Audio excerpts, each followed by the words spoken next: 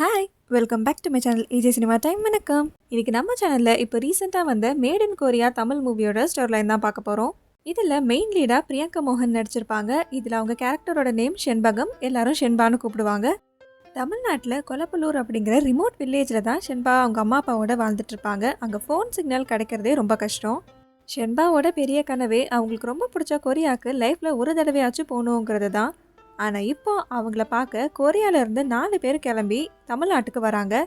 ஷென்பாக்கும் அவங்களுக்கும் என்ன சம்மந்தம், இப்போ எதுக்காக அவங்க ஷென்பாவை தேடி தமிழ்நாட்டுக்கு வராங்க, இப்படி தான் இந்த மூவி ஸ்டார்ட் ஆகும்.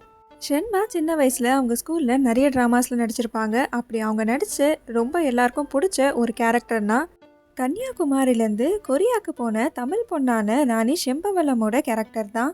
அப்படி நடித்ததுலேருந்தே ஷென்பாக்கு கொரியா மேலே இருக்க ஆர்வம் அதிகமாக இருக்கும். அவங்களோட கல்ச்சர், அவங்களோட ஃபுட், அவங்களோட மியூசிக்னு எல்லாமே ரொம்ப பிடிச்சி அவங்க லைஃப்பில் ஒரு தடவையாச்சும் கொரியாவுக்கு போகணும் அப்படின்னு முடிவு பண்ணியிருப்பாங்க.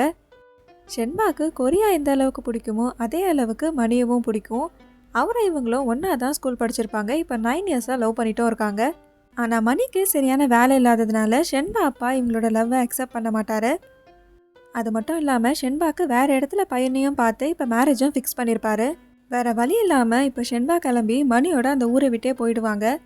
இப்போ மணி ஷென்பா ஆசைப்பட்ட மாதிரியே கொரியாவுக்கு போகலாம்னு சொல்வார். அங்கே இவங்களுக்காக ஒரு வேலை அரேஞ்ச் பண்ணதாகவும் சொல்வார். அங்கே 2 பேரும் போய் நிறைய பணம் சம்பாதிச்சு இங்கே திரும்ப வரலாம்னு சொல்வார். அதுக்காக பணத்தையும் அவரே ஏற்பாடு பண்ணதாகவும் சொல்வார். ஷென்பாவும் அவரை நம்பி ஃப்ளைட்டில் ஏறியிருப்பாங்க. ஆனால் மணி அந்த ஃப்ளைட்டில் ஏறியிருக்க மாட்டார்.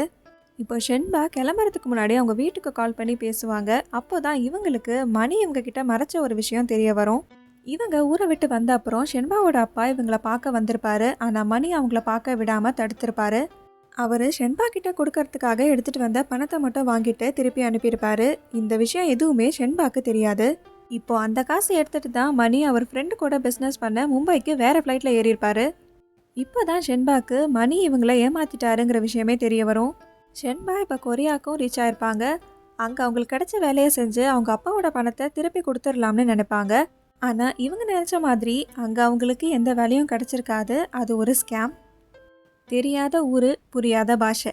அந்த ஊரில் சம்பாதிச்சுட்டு தான் திரும்பி ஊருக்கு போவேன்னு உறுதியாக இருக்க ஷென்பா.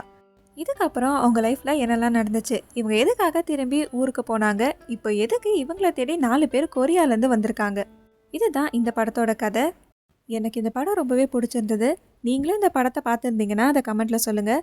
இந்த மாதிரி மூவிஸ் அண்ட் சீரிஸோட ஸ்டாலன் பற்றி தெரிஞ்சுக்க நம்ம சேனலை சப்ஸ்கிரைப் பண்ணிவிடுங்க. பக்கத்தில் இருக்க பெல் ஐக்கானை கிளிக் பண்ணிவிடுங்க. இந்த வீடியோ உங்களுக்கு பிடிச்சிருந்ததுன்னா இதுக்கும் லைக் பண்ணிவிடுங்க.